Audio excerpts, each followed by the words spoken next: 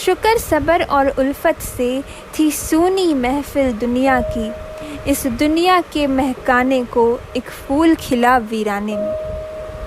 साथ संगत जी, धन निरंकार जी, मैं सृष्टि एक बार फिर आप सभी का ऑफ टाइम में स्वागत करती हूँ। मैं प्रस्तुत हूँ आप सभी के सामने अपने ऑडियो बुक के अगले भाग के साथ। अविभाजित पंजाब का वह जिला जिसमें आपका जन्म हुआ, आज भी पाकिस्तान में झेलम के नाम से विख्यात है। इसी जिले के एक छोटे से गांव लतीफाल में आपका जन्म हुआ। राम जाने आजकल उस क्षेत्र का क्या हाल है, पर जिन दिनों आपका जन्म हुआ, जिला झेलम हर प्रकार से पिछड़ा हुआ इलाका समझा जाता था। क्षेत्र के केवल 4-5% लोग ही शिक्षित थे। खेती बाड़ी भी इस क्षेत्र में बस कुछ यूं ही सी होती थी। इस क्षेत्र के लोग अधिकांश तौर पर दूर दूर स्थानों पर जाकर नौकरियां अथवा कारोबार करते थे। अधिकांश लोग पुलिस अथवा फौज में नौकर थे। 2-4 गांवों में केवल एक आध ही पाठशाला होती थी, जहां पहुंचकर शिक्षा प्राप्त कर पाना हर एक के बस का रोग नहीं था। शायद इसका एक राजनीतिक कारण यह भी रहा हो कि क्योंकि इस क्षेत्र के लोग खूब हृष्ट-पुष्ट और अनपढ़ थे, इसलिए समय की सरकार को लड़ाके और उज्जर जवान फौज और पुलिस के लिए खूब प्राप्त हो सकते थे। पढ़े लिखे लोग कम होने के कारण गांवों में पढ़े लिखे आदमी का विशेष महत्व होता था, क्योंकि गांव वालों की चिट्ठियां आदि पढ़ना और उनका उत्तर लिख देना उसी की कृपा पर निर्भर था। किसी का शहर से होकर गांव में आना तथा आकर इधर उधर की खबरें गांव वालों को सुनाना ही बेचारे गांव वालों की जानकारी का एकमात्र साधन था। गांव के रहने वाले लोग धार्मिक विचारों तथा भिन्न भिन्न संप्रदायों से संबंधित होने पर भी आपस में प्यार से रहते हुए एक दूसरे के सुख दुख में सहायक होते थे। इसका कारण शायद यह भी था कि गांवों में राजनीति का प्रभाव कम था। पूजा पाठ या नमाज आदि कार्य करने वालों को गांव वाले आदर सत्कार की नज़रों से देखते थे। लतीफाल एक मिली-जुली आबादी का छोटा सा गांव था। वहां पर आपके पिता मूखा सिंह जी अपने भाइयों सरदार मीठा सिंह जी तथा सरदार रतन सिंह जी के साथ सांझे में छोटा मोटा लेन देन का कारोबार करते थे। इस परिवार में बोझा आदि ढोने के लिए कुछ खच्चरें भी रखी हुई थी। इस काम से इनको इतना प्राप्त हो जाता था कि दाल रोटी अथवा सफेद पोशी चलती रहे। सरदार मूखा सिंह जी की धार्मिक निष्ठा के कारण गांव में अच्छी प्रतिष्ठा थी। गुरुद्वारे में प्रतिदिन जाना और उसके उपरांत काम धंधे में लग जाना ही उनकी दिनचर्या थी। यह सब कुछ लिखने का अभिप्राय केवल इतना ही है कि जिन माता पिता के यहाँ आपका जन्म हुआ, वे न तो धनाढ्य थे और न ही पढ़े लिखे, लेकिन भगवान पर भरोसा, विश्वास और ईमानदारी ही उनकी सबसे बड़ी पूंजी थी, जो आपको पैतृक संपत्ति के रूप में प्राप्त हुई। आपका शुभ जन्म सन 1900 और 1901 की मध्य रात्रि अर्थात 31 दिसंबर की आधी रात को माता नारायण देवी जी की कोख से हुआ। यूँ समझिए कि कुदरत ने 1901 के नव वर्ष के उपलक्ष्य में दुनिया वालों को निरंकारी बाबा का उपहार पेश किया है। माता पिता की अपार प्रसन्नता का अनुमान पाठक लिसनर्स स्वयं भली भांति लगा सकते हैं, क्योंकि पुत्र रूप में आप उनकी प्रथम संतान थे। आपसे पहले माता नारायण देवी एक पुत्री लाजवंती को जन्म दे चुकी थीं। आसपास की औरतों ने ढोलक पर गीत गा गाकर अपना हर्ष प्रकट किया।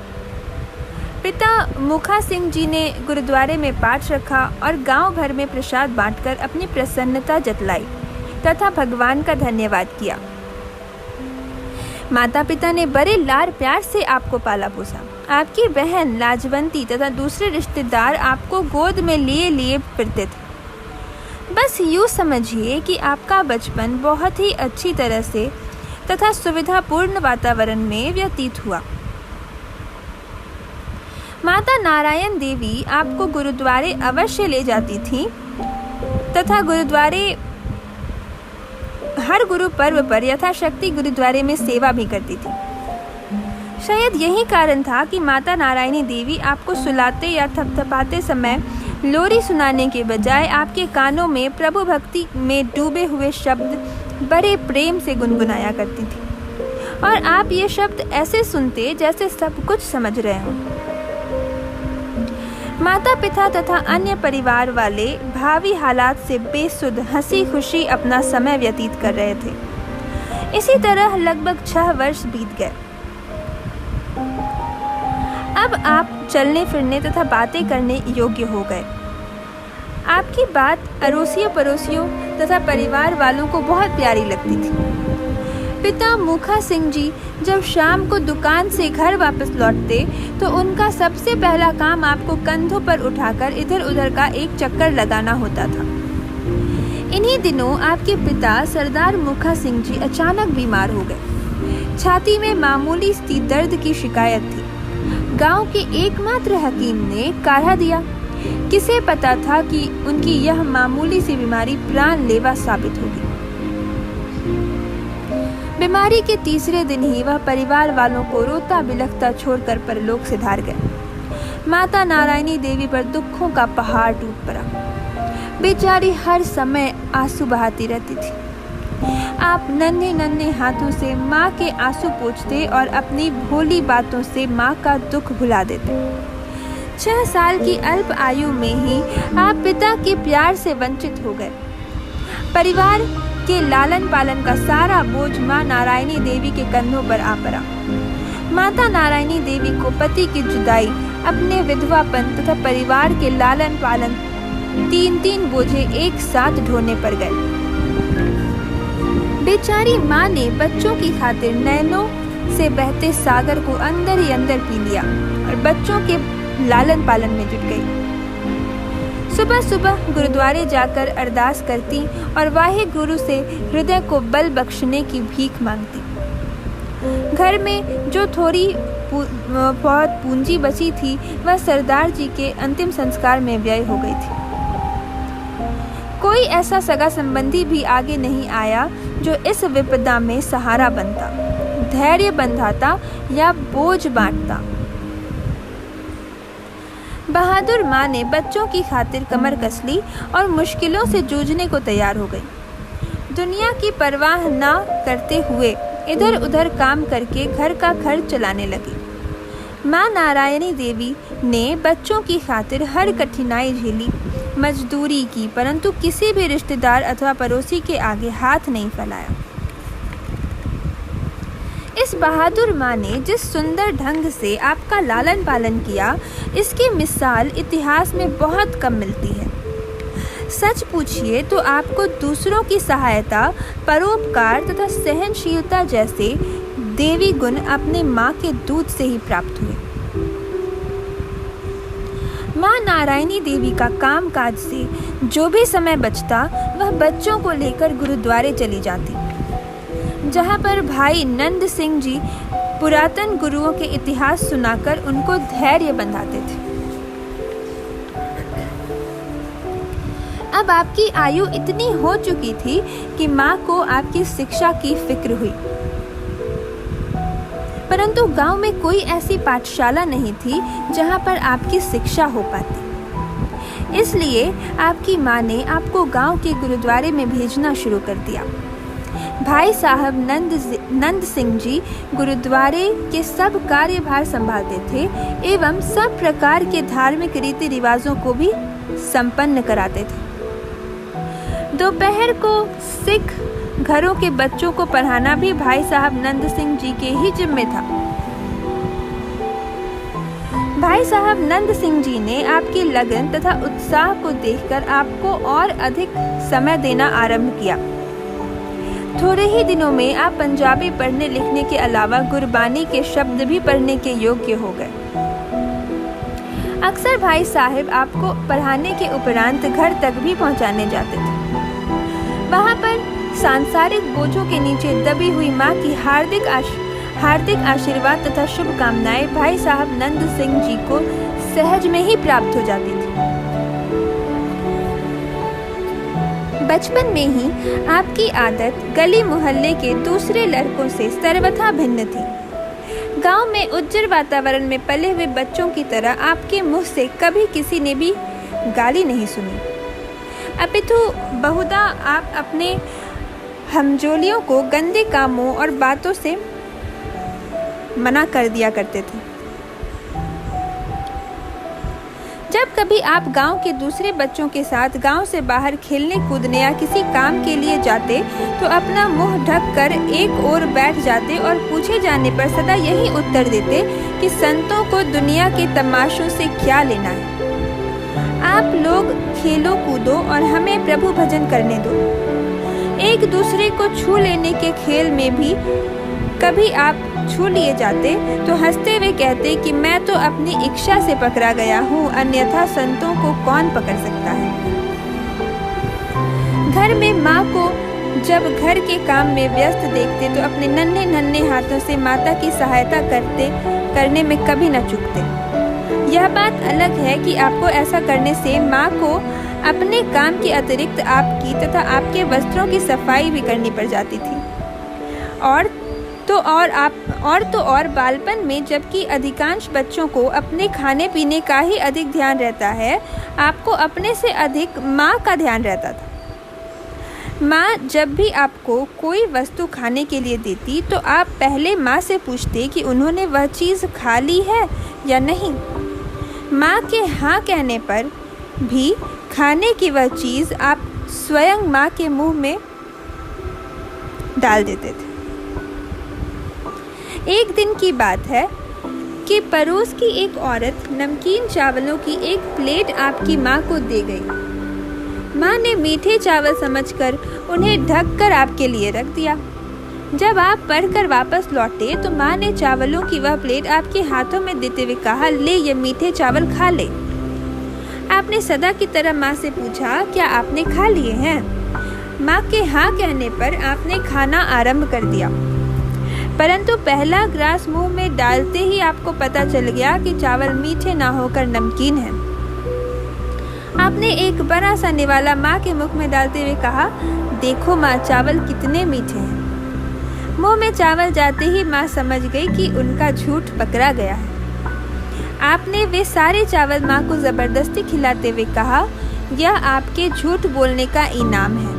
इसके उपरांत जब कभी माँ कुछ खाने को देती तो आप सदा ही पहले पूछ लेते कि माँ यह नमकीन है या मीठी। 9 वर्ष की आयु होते होते आप बहुत कुछ सोचने और समझने लग गए थे। आपके मन में माँ को मेहनत मजदूरी करते देखकर बहुत दुख होता था। इस नन्ही सी आयु में ही आपके मन में यह बात घर कर चुकी थी कि मेरा कर्तव्य हर प्रकार से माँ को खुश रखना है। इसी बात को मन में रखकर आप दूसरे लोगों के साथ पास के जंगल में चले जाते और यथाशक्ति लकड़ियां काट कर ले आते, परंतु घर का खर्च बड़ी कठिनाई से ही पूरा हो पाता। स्वाभिमान तो आपको माँ के दूध से ही मिला था, इसलिए प्रतिदिन अपने पैरों पर खड़ा होने का तथा माँ को सुखी करने का विचार पक्का होता गया। प्रतिपल किसी कमाई वाले काम की खोज में रहने लगे, परंतु लतीफाल के छोटे से ग्राम में आपको कोई ऐसा काम न मिल सका। भाई साहब नंद सिंह जी आपको दुनियावी विद्या तो अधिक ना दिला पाए, परंतु उन्होंने एक बात आपके मन में भली प्रकार बिठा दी कि इस संसार में सबसे बड़ी केवल एक शक्ति है जिसे संसार के लोग वाहिगुरु अथवा भगवान कहकर पुकारते हैं। यह महान शक्ति सबकी सेवा करने वालों का हर समय साथ देती है। उनकी इस शिक्षा दीक्षा के कारण इस नन्ही सी आयु में ही आपका भगवान पर अडिग विश्वास जम गया।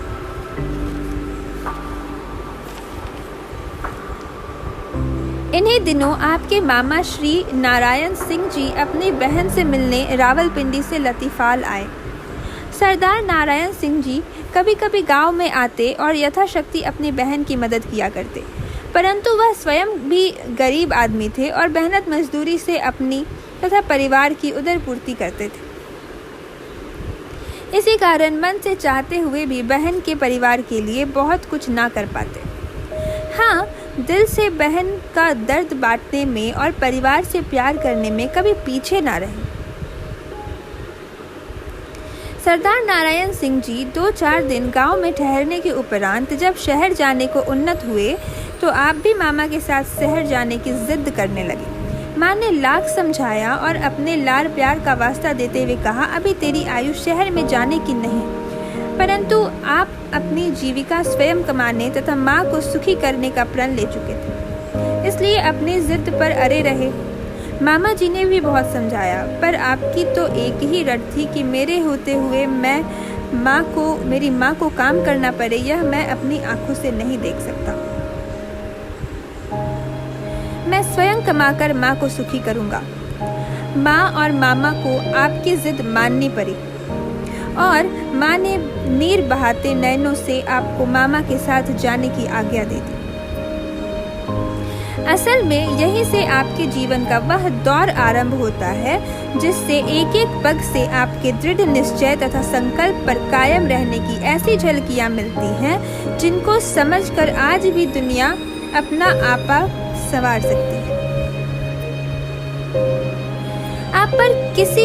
आप किसी पर बोझ नहीं बनना चाहते थे, इसलिए आपने अपने मामा नारायण सिंह के बार बार मना करने पर भी नौकरी या किसी और काम की खोज शुरू कर दी। लाख कोशिश करने पर भी आपको कोई ढंग का काम ना मिल सका।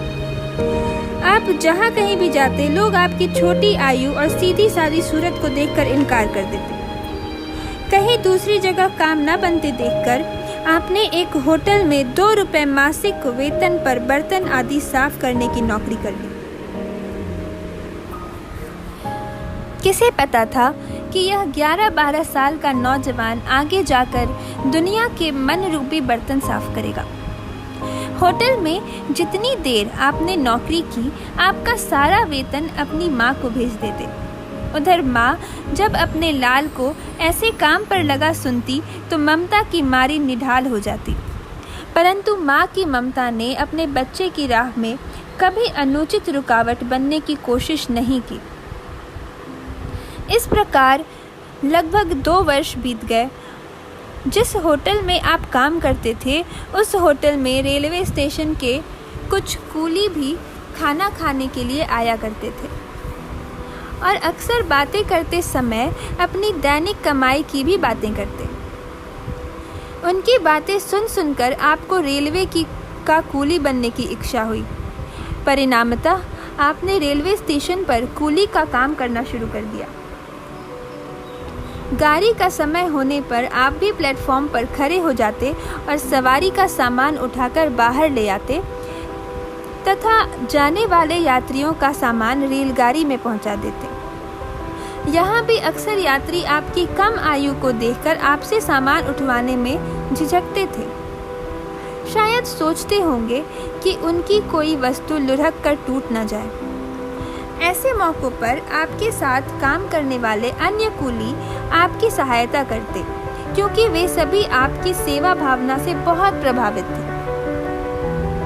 स्टेशन पर काम करने वाले दूसरे कूली आपको प्यार भी करते और आपका आदर भी करते थे, क्योंकि आपकी मीठी बोली और इस छोटी सी आयु में ही बात करने का ढंग हर एक का मन मोह लेता था।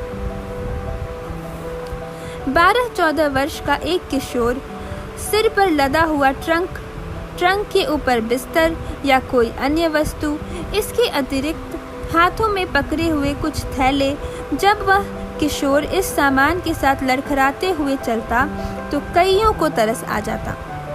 लोग आपकी ओर सहानुभूति से निहारते, लेकिन आप निर्लिप्त से सामान निश्चित स्थान पर पहुंचा देते। उन दिनों सरकार की ओर से बाहर से अंदर अथवा अंदर से बाहर सामान ले जाने की मजदूरी 1 टका प्रति फेरा निश्चित थी। बहुधा ऐसा भी हुआ कि किसी यात्री ने तरस खाते हुए आपको कुछ अधिक पैसे देने चाहे, परंतु आपने किसी भी हालात में उन्हें स्वीकार नहीं किया।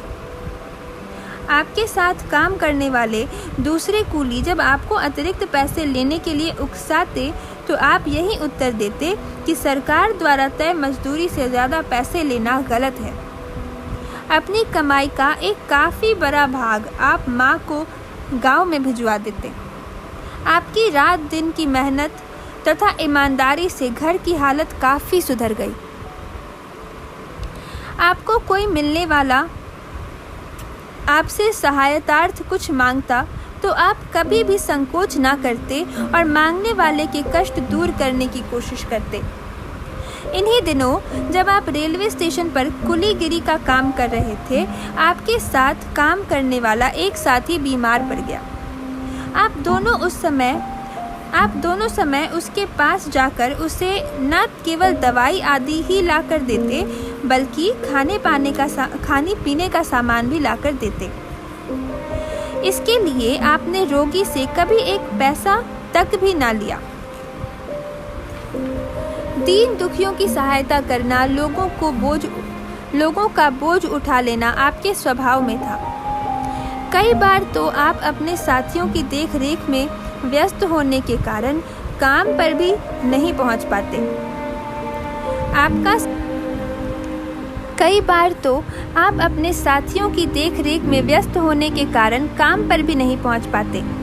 आपके सद्व्यवहार के कारण आपके साथी आपके साथ दिल से हित और प्यार करने लगे। स्टेशन पर जब 2 कुलियों का आपस में झगड़ा हो जाता तो आपसे 2 गुनी और 3 गुनी आयु वाले आपके पास झगड़े का फैसला करने के लिए आ जाते। परिणामतः इस नन्ही सी आयु में लोगों के दिलों पर आपकी नम्रता, सच्चाई तथा प्रीत प्यार की छाप पड़ गई। सभी आपसे प्रभावित थे, सभी आपको आशीर्वाद देते, लेकिन तब यह बात कोई नहीं जानता था कि समय आने पर यह नन्हा कुली सारे संसार का दुख दर्द बांटने वाला बन जाएगा। इस कुलीगिरी के समय आपने अपने बहन लाजवंती की शादी समयानुसार बड़े अच्छे ढंग से की। गांव के बड़े बूढ़े आपकी सूझबूझ अथवा सांसारिक कौशल को देखकर हैरान होते थे। इस दौरान आपने अपना घर तो संभाला ही, साथ ही गांव वालों की सहायता से कभी मुख नहीं मोड़ा। आप अक्सर अपनी माँ से कहा करते थे कि हमें किसी के आगे हाथ नहीं फैलाना चाहिए और जब कोई सहायता मांगे तो उसे सहायता देनी चाहिए। ऐसी सेवा से वाहिगुरु खुश होते हैं। माँ ऐसी बातें अपने लाल के मुंह से सुनकर आपका मुंह चूम लेती और दिल ही दिल में भगवान से आपकी हर प्रकार की कामयाबी के लिए प्रार्थना किया करती थी। इसी तरह समय बीतता गया। माँ नारायण देवी बहुधा अपनी मिलने जुलने वाली स्त्रियों से कहा करती, मेरा अवतार तो कोई महान संत है। मैं धन्य हूँ जिसे वाहिगुरु ने ऐसा सपूत दिया है। आप सब लोग देख लेना कि यह बड़ा होकर सबका बोझ बांटने वाला तथा सबके दुख दर्द का साथी बनेगा। खेद इस बात का है कि बेचारी वह दिन न देख पाई, अन्यथा वह देख लेती कि उसके विचार अथवा आशीर्वाद किस सीमा तक सत्य प्रमाणित हुए हैं। इन्हीं दिनों लाला सावनमल जी, जो कि रावलपिंडी में बेकरी आदि का काम करने वाले एकमात्र हिंदू थे, एक दिन गाड़ी से उतरे। सामान अधिक होने के कारण उन्हें कुली की आवश्यकता पड़ी। उनके आवाज़ देने पर आपने आगे बढ़कर सामान स्टेशन से बाहर पहुंचाने के लिए सिर पर उठा लिया। बोझ अधिक होने के कारण इस पर लाला जी ने तरस खाते हुए कुछ बोझ बांटना चाहा। अस्तु लाला जी आपसे कुछ सामान लेने के लिए आगे बढ़े, परंतु आपने बोझ बांटा जाना स्वीकार नहीं किया और सामान लाकर तांगे पर रख दिया। इस कठिन परिश्रम के कारण आपके शरीर से पसीना चूने लगा और गर्मी के कारण चेहरा लाल हो गया। लाला सावनमल जी की पारखी निगाहों ने झट पहचान लिया कि यह तो एक ऐसा लाल है जिसकी आभा समय अथवा किसी अन्य कारणवश ढकी पड़ी है। यह सब कुछ मन में सोचते हुए उन्होंने आपको उनकी दुकान पर आकर मिलने के लिए कहा। उसी सायंकाल जब आप लाला जी से मिलने गए तो उन्होंने आपकी जीवन गाथा सुनने के उपरांत आपसे कहा कि यदि आप चाहें तो आपको बेकरी में काम मिल सकता है। आपने इस अवसर को दैवी अवसर जानकर स्वीकार कर लिया और दूसरे दिन आप जी जान से बेकरी का काम सीखने में जुट गए। उन दिनों बेकरी का काम इतना आसान नहीं था। सारा काम हाथों से ही करना पड़ता था तथा जलती भट्ठी के सामने कई कई घंटों बैठे रहना होता था। आपने अपने परिश्रम से यह साबित कर दिया कि आप हर कठिन काम कर सकने की योग्यता रखते हैं। लाला जी के पास और भी 3-4 आदमी काम करते थे। उस्ताद का इशारा आने पर दूसरे अभी सोच ही रहे होते थे कि आप तुरंत उठकर काम में लग जाते। ध्यान केवल काम की ओर होने के कारण आप उस्ताद का हर इशारा समझ जाते। अपने लग्न और परिश्रम से आपने थोड़े ही दिनों में बेकरी का सारा काम संभाल लिया तथा सेवा से लाला जी का मन जीत लिया। लाला जी पुराने युग के उस्ताद होने के कारण अपने शिष्य को और भी भली प्रकार ठोक बजा कर देखना चाहते थे। इसी भावना को दिल में रखते हुए लाला जी ने कठिन कार्य आपके जिम्मे सौंपा, परंतु सच्ची लगन के कारण आप हर काम में सफल हुए। अब लाला जी ने आपकी अंतिम परीक्षा लेनी शुरू की। लाला जी ने जानबूझकर इधर उधर रुपए पैसे गिराने आरंभ किए, केवल यह देखने के लिए कि आप माया के लालच या लोभ में फंसते हैं या नहीं। जब कभी भी ऐसा अवसर आता, अव्वल तो लाला जी को पैसे ज्यों के त्यों परे मिलते, अन्यथा आप परे हुए पैसों को उठाकर एक ओर रख देते और लाला जी के आने पर उन्हें सूचित कर देते। अंत में जब लाला जी को पूर्ण विश्वास हो गया तो उन्होंने दुकान का सारा काम आपकी देख रेख में छोड़ दिया। सौदा बनवाने से लेकर बिक्री करने तक का सारा काम आपको ही करना पड़ता। परिणाम यह हुआ कि आप 14-15 वर्ष की आयु में ही कुशल व्यापारी बन गए। सबसे बड़ी बात जिससे आने वाले ग्राहक प्रभावित होते यह थी कि आप सदा सच्चाई और ईमानदारी से काम लेते। यहाँ तक कि यदि आप अपने ही बनाए हुए माल में कोई खराबी हो जाती तो आप स्वयं ही लोगों को बता देते। इसका परिणाम यह हुआ कि आपकी सच्चाई की सारे बाजार में धूम मच गई और काम इतना बढ़ गया कि लाला जी को और नौकर भर्ती करने पड़े। अब दशा यह थी कि लाला जी हर काम आपकी सलाह से करते, यहाँ तक कि बाजार से सामान की खरीदारी भी आपको ही करनी पड़ती। इतना सब कुछ हो जाने पर भी आपके नित्य नियमों में रत्ती भर भी अंतर नहीं पड़ा। प्रतिदिन सुबह उठकर गुरुद्वारे जाना तथा गुरबानी का सुबह सायं पाठ करना आपका एक ऐसा नियम था जिसमें कभी कोई ढील नहीं आई। अपने शुभ कार्यों के फलस्वरूप आप सारे रावलपिंडी शहर में एक सच्चे व्यापारी तथा एक धार्मिक जन के रूप में विख्यात हो गए। आपकी यह ख्याति यहाँ तक बढ़ी कि लोग विशेषतः गुरुद्वारे के प्रबंधक आदि भी आपसे सलाह लेकर ही कोई काम करना अच्छा समझते थे। लाला जी का अपना यह हाल था कि आपके बिना खाना तक न खाते थे। लाला जी की सुपत्नी तो आपको अपने बच्चे से भी बढ़कर प्यार करती थी और आपकी हर आवश्यकता का ध्यान माता के समान रखती थी। कुछ समय और बीत जाने पर लाला जी ने आपको अपने कारोबार में हिस्सेदार बना लिया। इस तरीके जीवन की कठिन मंजिलों से गुजरकर आपकी गणना दुकान मालिकों में होने लगी। आपका व्यवहार दुकान के कर्मचारियों के साथ इतना भरा पड़ा था, इतना प्यार भरा था कि सब नौकर हंस हंस कर करने पर तत्पर रहते थे। इतना महान परिवर्तन हो जाने पर भी अभिमान आपको छू नहीं सका। एक फलदार वृक्ष की भांति आप में दिन प्रतिदिन नम्रता बढ़ती गई। इसी तरह लाला सावनमल के साथ काम करते हुए लगभग 5 वर्ष व्यतीत हो गए।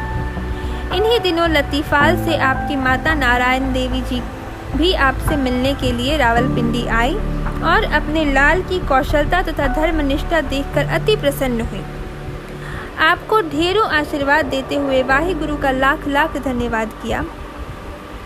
आपने माँ की बहुत सेवा की। जब माता कोई बात कहती तो आप सदा यही कहते, माँ ये सब आपके आशीर्वाद का फल तथा आपके चरण कमलों का प्रताप है। आपके हृदय से निकली हुई शुभ कामनाएं वाहिगुरु अकाल पुरुष ने सुन ली हैं। इतना कहते हुए आप माँ के श्री चरणों पर नतमस्तक हो जाते और आपको माता हृदय से लगाते हुए कहती, मेरा अवतार एक दिन सारे जगत के दीन और दुखियों का सहारा बनेगा और सारे संसार में इसका यश फैलेगा। इस शुभ आगमन पर आपने अपनी कमाई से लगभग 4 तोले सोने की चेन बनवाकर अपनी माता के गले में पहनाई। माँ गदगद हो उठी और आपको लाखों आशीर्वाद दिए। माता जी कुछ दिन आपके पास रहकर जब वापस जाने लगी तो आपने गांव में रहने वाले हर संबंधी के लिए कुछ न कुछ उपहार भेजा और यह उपहार भेजते समय आप अपने गुरुद्वारे के प्रथम शिक्षक भाई नंद सिंह जी को भी नहीं भूले। उनके लिए भी कपड़ों का जोड़ा और कुछ और भेंटें भिजवाईं। आगे जाकर जो वैभव और सम्मान आपको प्राप्त हुआ वह सब कुछ अपनी आंखों से देखना भगवान ने माता नारायणी देवी के भाग्य में नहीं लिखा था।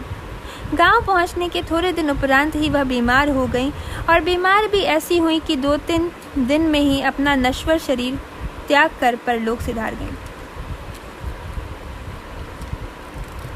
यह समाचार मिलते ही आप गांव चले आए। आज के लिए इतना ही। आगे क्या हुआ यह जानने के लिए जुड़े रहें ऑफ टाइम के साथ। अगर वीडियो अच्छा लगा हो तो लाइक करें, अपने सुझाव देने के लिए कमेंट करें और चैनल को सब्सक्राइब करके बेल आइकन दबाएं। तब तक के लिए मैं सृष्टि आप सबको धन्यवाद करती हूँ। साथ संगत जी, धन्यवाद जी।